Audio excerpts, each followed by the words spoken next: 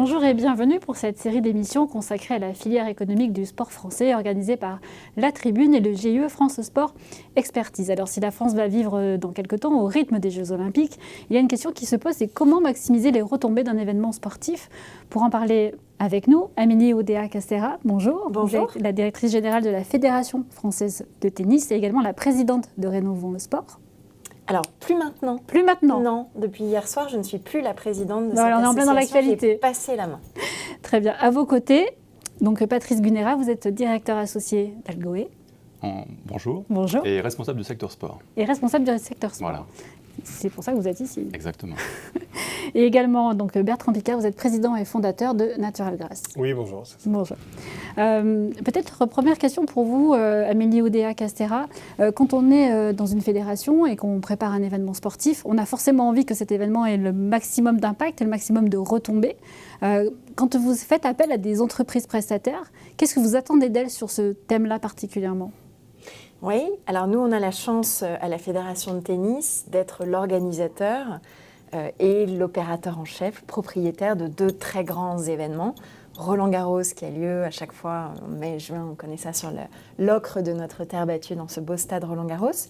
Et puis on a un deuxième événement de tennis de tout premier plan, ce qu'on appelle un Masters 1000, qui s'appelle le Rolex Paris Masters et qui a lieu, lui, au tout début du mois de novembre. Donc ce sont de très beaux bateaux économiques qu'on prépare d'année en année avec un vrai cycle de préparation. Pour ce qui est de Roland-Garros, c'est à peu près 260 millions d'euros de chiffre d'affaires. Et ce qui a trait au partenariat est, selon les années, entre 20 et 30% du modèle économique de notre événement. Donc on travaille à la fois avec des partenaires économiques, avec lesquels parfois il y a de l'échange marchandises qui fait d'eux du coup un mélange de partenaires et de prestataires. Et puis il y a un certain nombre d'entreprises qui, eux, n'ont le statut que de prestataires et nous aident en effet à organiser sur le plan matériel l'événement. Donc tant avec les uns qu'avec les autres, nous sommes amenés à innover. Un exemple que j'ai envie de donner côté partenaire, on travaille évidemment sur les énergies renouvelables pour notre stade avec notre partenaire Engie. On travaille avec Infosys sur la qualité de nos systèmes d'information, les expériences numériques que nous faisons vivre à nos spectateurs dans le stade. Et puis, il y a du côté des prestataires, pas que des entreprises stricto sensu, mais également parfois des associations.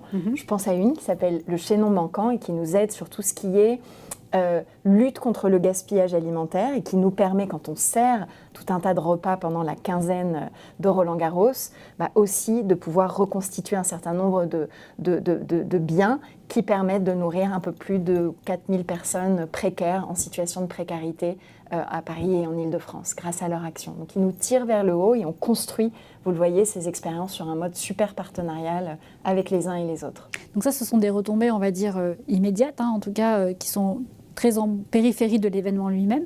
Au cœur de l'événement lui-même. Au cœur de l'expérience. Effectivement.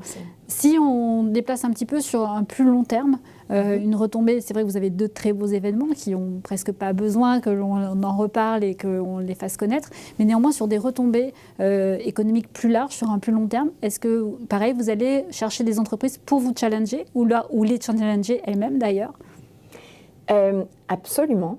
En fait, j'ai envie de dire, et notamment sur toutes ces avenues de notre responsabilité sociétale en tant qu'organisation, en tant qu'organisateur d'événements, tout ce qu'on fait sur les enjeux de la mobilité, ce qu'on fait sur la dimension solidaire de notre événement, l'utilisation de l'énergie, la lutte contre les déchets, le gaspillage, sur toutes ces expériences-là, on cherche vraiment à s'inscrire dans une trajectoire de progrès.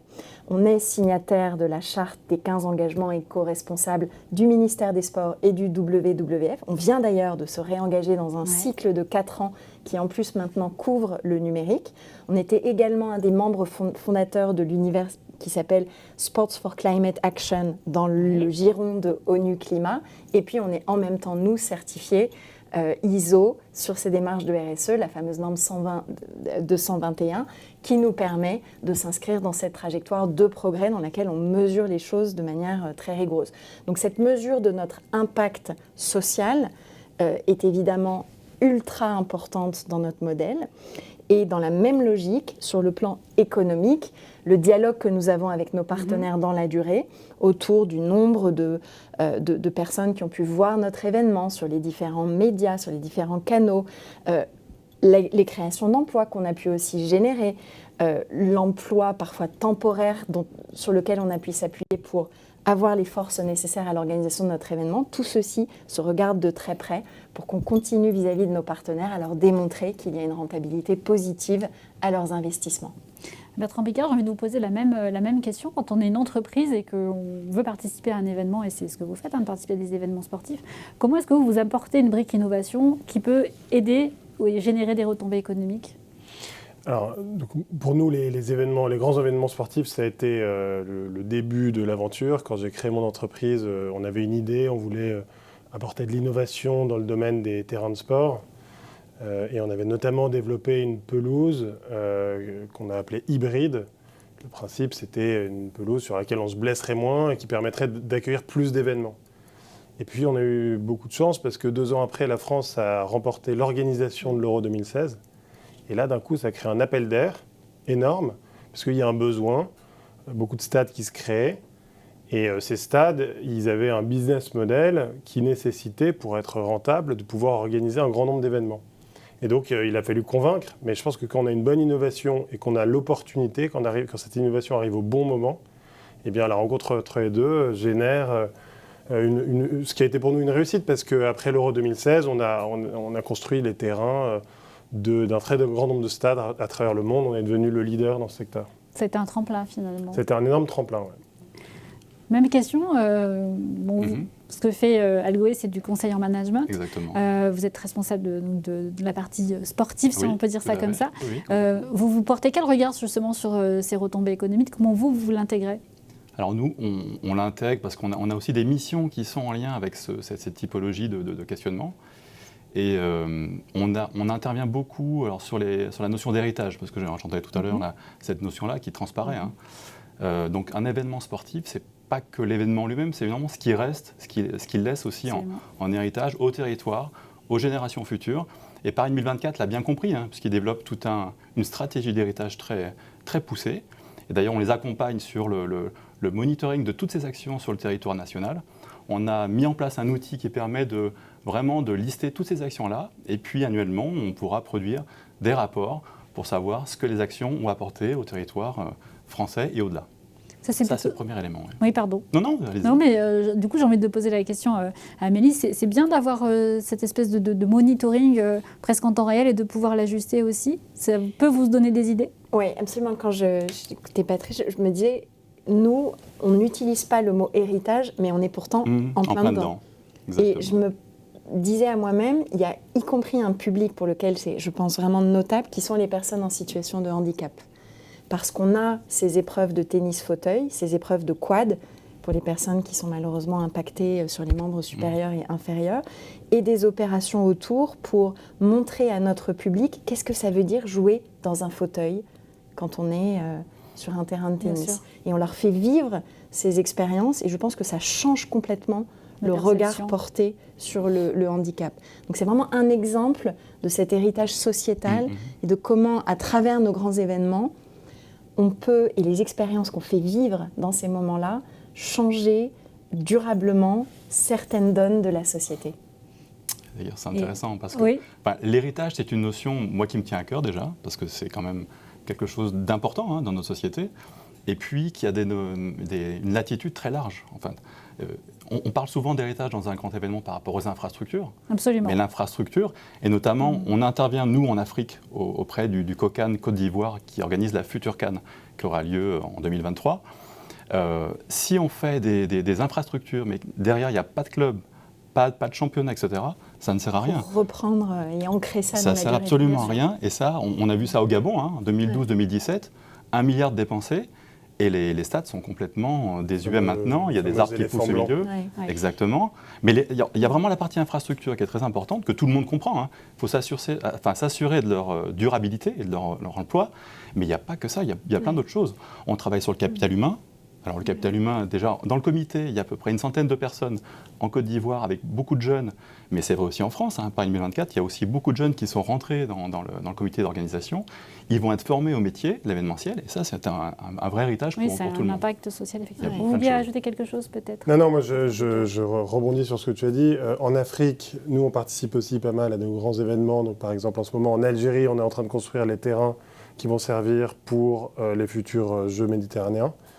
Et en fait, ce qui est intéressant dans ce type de projet, c'est d'arriver, de construire les infrastructures et ensuite de vendre l'expertise qui va permettre de former des générations de jardiniers, de gens qui font de la maintenance, d'agronomes. En fait, il y a tout un écosystème qu'on forme en Algérie. Et je pense que les Français ont une carte à jouer là-dessus, c'est-à-dire plus uniquement vendre un bien, mais de transférer aussi de la technologie, tout le service qu'il y a avec. Exactement.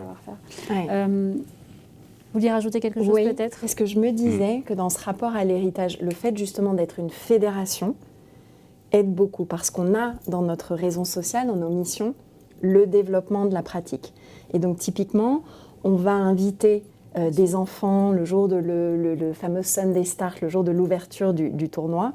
On va les inviter à assister à notre spectacle et on sait que ça va les booster durablement pour leur amour du jeu, sceller un goût de la pratique qui derrière va se retrouver durablement dans les clubs. Et ce cercle vertueux entre organisation des grands événements qui sont vraiment un poumon économique incroyable, qui génèrent des richesses au niveau de notre fédération et qu'on utilise derrière au profit des ligues régionales, des comités départementaux pour qu'eux-mêmes subventionnent la pratique, puissent investir dans les entraînements, les entraîneurs et les infrastructures des clubs. Là, on voit bien tout le modèle vertueux de ces grands événements et ce qu'ils peuvent apporter à l'économie de nos territoires. Il y a peut-être une question aussi sur les appels d'offres, sur la commande publique. Est-ce qu'elle a aussi un rôle à jouer sur justement cette volonté d'avoir des retombées économiques durables dans tous les sens du terme, c'est-à-dire à court terme et à moyen terme? Donc, souvent, les grands événements sportifs, en tout cas en France, passent par la commande publique. Et la commande publique, résultat, devient centrale pour permettre, par exemple, à une entreprise comme la nôtre, de se développer. Et moi, je pense qu'il est très important de conserver l'idée que dans un grand événement sportif, il y a une multitude de métiers, il y a une multitude de besoins, et que chaque besoin, il faut essayer de l'adresser avec le mieux de ce qui existe dans le pays, le mieux de ce qui existe en termes d'innovation. Et pour ça, à mon sens, il faut éviter ce qui est un peu une tendance aujourd'hui, qui sont les appels d'offres globaux, parce que dans un appel d'offres global, alors certes, c'est plus simple à gérer pour la collectivité, mais dans un appel d'offres global, on noie totalement chacun de ces petits métiers dans un prix général. Et d'ailleurs, quand on regarde le résultat des appels d'offres globaux et les appels d'offres dits allotis, c'est pas forcément plus intéressant financièrement d'être dans du global. Je ne sais pas si tu as vision. Alors, c'est toujours délicat sur ces sujets-là en termes financiers, parce qu'il y a plusieurs sons de cloche. Et le simple fait, et d'ailleurs on ne sait pas dire, parce qu'il faudrait lancer les deux en parallèle et avoir résultat pour savoir si ça exactement. Donc, d'une façon ou d'une autre, quand même, quand on globalise, on reporte aussi une partie du risque. Et quand on reporte le risque, il est financier. Et donc ça veut dire que l'entreprise qui répond, elle provisionne ce risque financier. Donc effectivement, c'est censé être un peu plus cher, mais ça veut dire qu'à contrario, si on fait un allotissement très, très, très développé, il faut une maîtrise d'ouvrage qui soit très forte. C'est vrai. Et ce n'est pas toujours vrai. Donc c'est aussi pour ça que c'est fait. Mais c'est vrai que la tendance, Bertrand a raison, c'est une tendance à globaliser, parce que c'est aussi des sujets extrêmement complexes. Donc quand on a une complexité de mise en œuvre d'infrastructures, notamment quand on travaille sur des arénas sous exploitation, comme à Strasbourg, il y a un gros projet de réhabilitation, c'est plus facile de globaliser quand même certaines choses parce que c'est tellement compliqué de travailler sous exploitation en maintenant la continuité des matchs qu'il faut une entreprise qui ait la vision globale. Par contre, sur des éléments très spécifiques qui sont vraiment qui n'ont pas à être analysés en même temps que le marché global, ça vaut le coup peut-être effectivement de les sortir. On peut parler des pelouses, on peut parler des sièges, on peut parler d'autres choses, effectivement. Voilà. C'est peut-être la meilleure façon aussi d'amener l'innovation. Enfin, je ne sais pas ce qu'en pense Amélie, mais finalement, c'est vrai que peut-être aller chercher, ce que vous disiez tout à l'heure, une expertise sur un point précis plutôt que de faire une demande globale, ça permet peut-être de faire monter l'innovation. Je ne sais pas si c'est quelque chose que vous voyez comme ça quand vous allez chercher des prestataires. Je ne sais pas si on l'approche exactement comme ça, mais en tout cas, la dynamique, le résultat sont le même.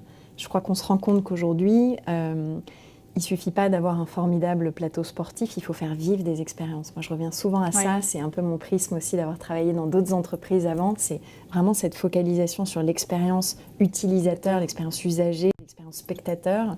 Et donc, on a besoin d'innovation pour que ce qui va être proposé soit impliquant pour les spectateurs. Je vais vous donner un exemple. On sait bien qu'un gros caillou dans la chaussure, quand on est sur les grands événements, c'est toujours, quand on calcule son impact carbone, le sujet des transports.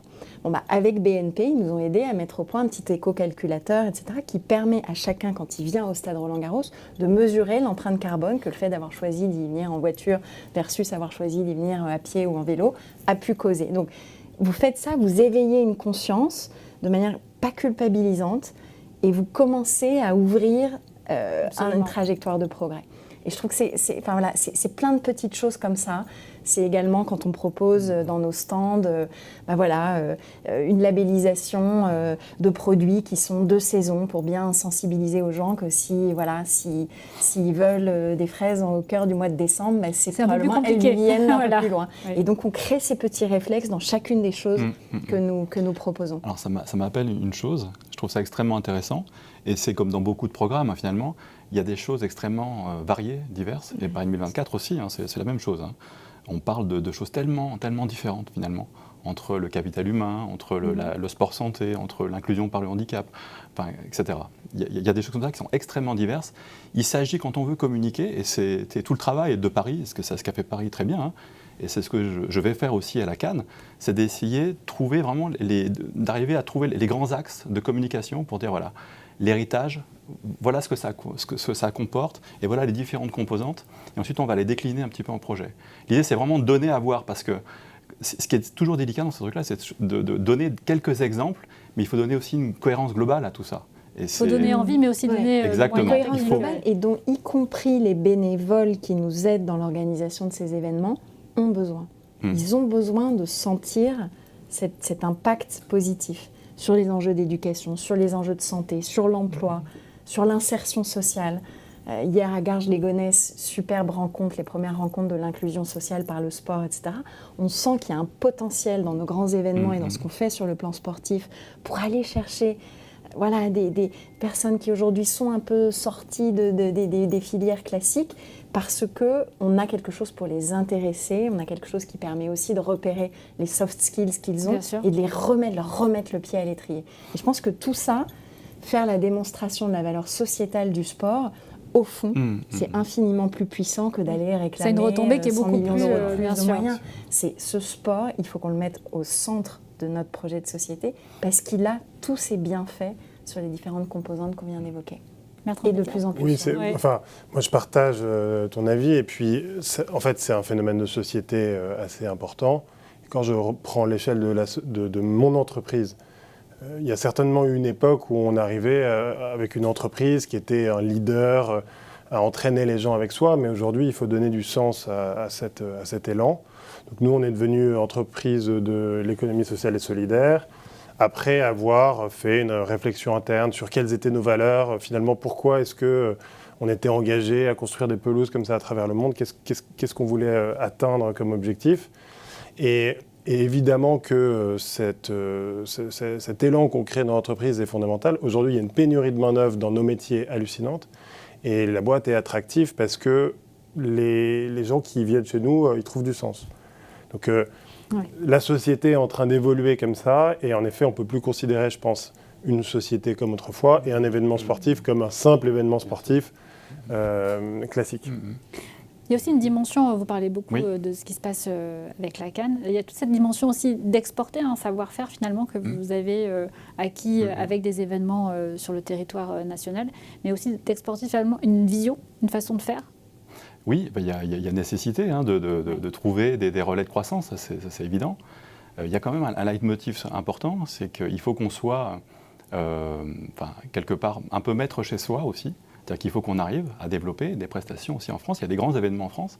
Il faut que les entreprises françaises puisse se développer en France pour pouvoir mieux s'exporter ensuite. Hein. Donc c'est extrêmement important de pouvoir aussi bénéficier de cet engouement pour pouvoir se développer. Ça, c'est extrêmement clair. On vient vous voir d'ailleurs pour venir chercher chez vous peut-être des innovations que vous auriez mis en place.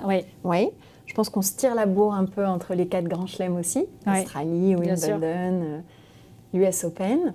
Et nous-mêmes, c'est ça que je trouve assez formidable d'ailleurs dans ce qui se passe aujourd'hui dans notre dynamique dans le tennis, c'est qu'il y a certains tournois dans les territoires qui parfois sont encore mieux disants et nous apprennent des choses. Un exemple dans le domaine de la RSE, le tournoi de Strasbourg, les internationaux de Strasbourg, qui ont lieu avant Roland-Garros, un tournoi féminin, qui sont exceptionnels d'engagement sur le terrain de la RSE. Et donc on apprend leur trajectoire de décarbonation de l'événement, c'est absolument exemplaire ce qu'ils font. Et donc, on en échange, on benchmark, parfois on leur demande un avis, et c'est génial. Ça crée une solidarité entre les cercle vertueux dont vous parliez de tout à l'heure. différents niveaux. Ça peut infuser, ça. Enfin, juste pour rebondir, hein, par rapport à tout ce qu'on se dit sur le RSE, etc., toutes ces notions sociales, sociétales, il faut que ça infuse les cahiers des charges. Et je reviens au premier sujet. Il faut que ce soit inscrit et pensé dès le début en amont. Et il faut que ce soit inscrit dans la rédaction des cahiers des charges. Et il faut que nous, entreprises françaises, on puisse y répondre. Donc ça veut dire ce que disait Bertrand, c'est exactement ça. Nous aussi, on se pose des questions. On a une politique RSE qui est extrêmement développée en interne. On met en place du mécénat de compétences, on fait plein de choses. On réfléchit même à être une entreprise à mission. C'est aussi un peu dans l'air du temps.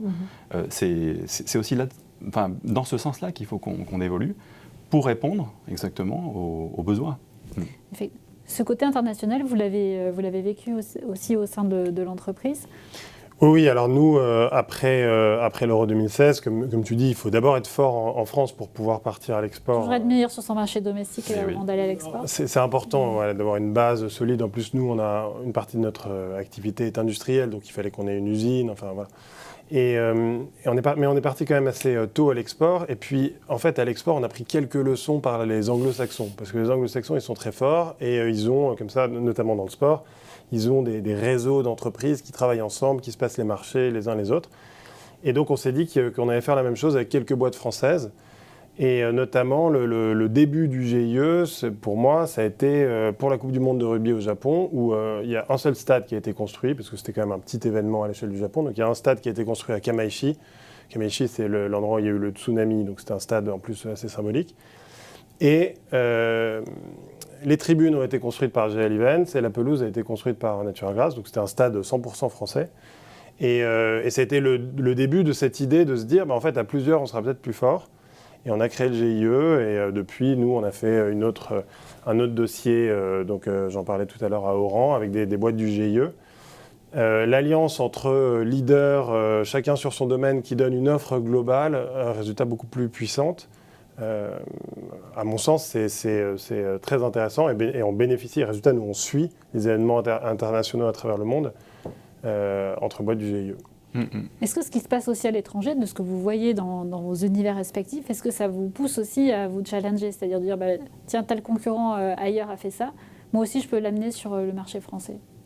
Oui, alors évidemment que, alors ça c'est notamment dans les grands salons internationaux, qu'on trouve des innovations des autres, qu'on s'en inspire, etc.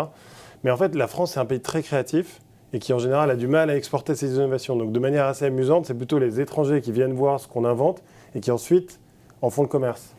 Donc voilà, c'est plutôt dans ce sens-là que ça se passe en général.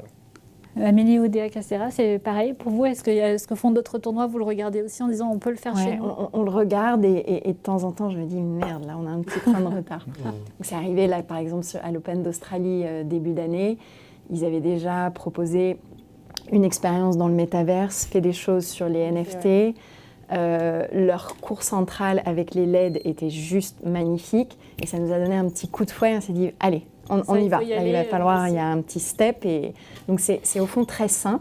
Et le truc moi, que je voudrais ajouter par rapport à ce qu'on a dit, c'est que le moment où ça devient vraiment, vraiment génial, c'est quand les joueurs sont avec vous dans une transformation d'expérience. Je vais vous donner un exemple qu'on a vécu, nous, au Rolex Paris Masters, qui était avec la loi AGEC, on a dû supprimer les bouteilles d'eau en plastique à usage unique. Au début, on s'est dit, mais comment les joueurs ils vont accepter de plus avoir leur petite bouteille d'eau, Vitel, bien sympa, se servir dans les frigos, dans le salon des joies où ils sont hyper tranquilles et tout ça. Et en fait, au début, ça les a en effet un peu emmerdés parce qu'on leur a proposé un système de gourde qui était quand même un tout petit peu contraignant. Et au bout de 3 jours, on avait un Félix Rogier-Aliassime qui nous félicitait en nous disant « Bravo le tournoi, il faut aller encore un peu plus loin ». Et là, on s'est dit « Mais alléluia, quoi. On a nos principaux ambassadeurs de l'événement qui accompagnent cet effort de transformation, qui ont compris l'intérêt, qui sont prêts à jouer le jeu et qui en plus le disent, quoi. C'était formidable. Oui. C'est donc le sens de l'histoire. C'est le sens, clairement. Quand on parle de retombées, forcément, on ne peut pas ignorer le fait qu'il faut mesurer aussi ces retombées. La data, ça joue quel rôle dans, par exemple, quand on crée un événement ou vous-même, quand vous allez sur un événement, vous dites, là, j'ai investi tant, et finalement, ça me rapporte quand après, et est-ce que je peux le dupliquer sur un autre marché ? Je pense que c'est vraiment au cœur de tout le dialogue sur la reconduction des partenariats, analyser vraiment hyper bien l'impact sur les audiences, des éléments de médiamétrie, etc. L'impact sur le digital qui a l'avantage d'être assez facilement mesurable et donc de donner ces éléments de point de repère sur quelle est la visibilité et quel est parfois on va dire le ROI compris marchand. Nous, on a la chance d'avoir parmi nos partenaires éminents Lacoste. Pour eux, ils vont mesurer tout de suite l'impact sur les ventes de la grande boutique de 1500 m² qu'on vient de lancer en grande pompe avec eux, l'impact sur leur vente e-commerce aussi. Enfin, il y a toute cette logique-là qui se crée. Et puis, ce qui est intéressant, c'est qu'on arrive, je pense, à un moment où la data pénètre dans le spectacle sportif lui-même. Donc, Amazon, sur lequel on diffusait nos sessions de soirée, même logique, en fait, propose de manière incrémentale, avec la bonne technologie, la possibilité pour les spectateurs de requêter des données sur le match et de creuser cet aspect-là, d'avoir un peu plus d'informations et parfois de comprendre des choses dans des retournements. Soudainement, il y a une première balle qui passe plus et hop, ça explique qu'on est breaké et qu'on perd ce set, etc. Donc c'est vraiment intéressant. Oui, ça pousse l'expérience beaucoup plus loin que l'événement lui-même au moment où il se produit. Et l'interactivité. Bien sûr. Ouais. Donc nous, on s'intéresse à la data depuis 5-6 ans dans 2 axes principaux. Alors en fait, c'est des services qu'on apporte à nos clients. Donc le premier axe, c'est la sécurité des joueurs. C'est-à-dire qu'on a développé des capteurs qui permettent de mesurer la réaction mécanique d'un sol et d'adapter l'entretien. Il faut imaginer que nous, nos terrains, par exemple, on fait les terrains d'entraînement du Real Madrid, il y a plus d'1 milliard d'euros de valeur de joueurs sur le terrain. Il ne faut pas en blesser un seul, quoi. Oui. Je ne devrais pas parler du Real Madrid aujourd'hui avec Laisse-nous un peu digérer.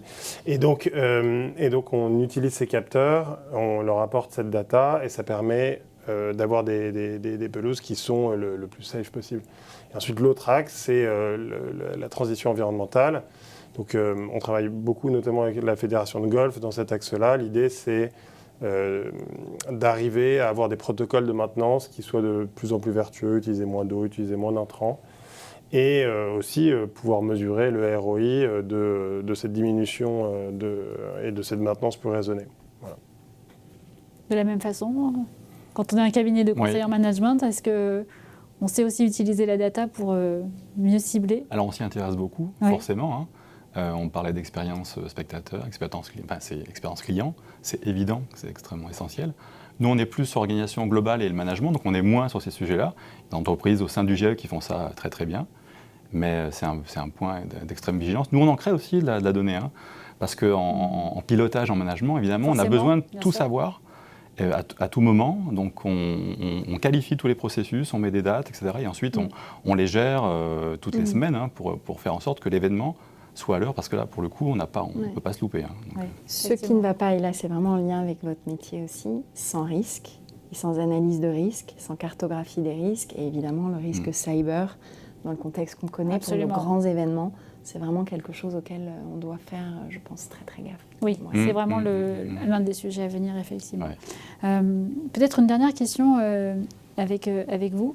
Vous ne venez pas forcément du secteur du sport initialement. Quelles expériences vous tirez de vos professions passées, des différents postes que vous avez Moi, ma toute première c'est la seule qui vient vraiment du sport. Oui, mais après, vous êtes partie du sport et vous êtes revenue. Exactement, et je suis revenue. Et j'ai travaillé entre-temps dans le digital chez AXA et à la tête du e-commerce de Carrefour. C'est riche d'enseignement, du coup, d'être sur des secteurs Incroyable. totalement différents. Ouais. Incroyable, justement, pour comprendre ces enjeux d'expérience, l'utilisation de la technologie quand elle est user-centric, le pouvoir que ça peut donner de transformer des choses, le management, ancrer des efforts dans la durée, et puis ce sentiment que tout est fragile aussi, qu'il faut tout le temps se remettre en question. On a beau être Roland-Garros, rien n'est jamais acquis. Il faut maintenir des standards d'expérience, il faut maintenir un attrait, donc il faut travailler sa marque, il faut travailler la qualité du pain dans le sandwich qu'on vend dans ce stand-là. Et cette passion du détail, d'une forme d'excellence dans ce qu'on délivre, ça m'a appris beaucoup. Effectivement. Merci à tous les trois pour cet échange passionnant. Les retombées économiques des événements sportifs, on sent bien que c'est un sujet beaucoup plus large que l'événement lui-même. Merci à tous les trois. Merci. Merci. Merci.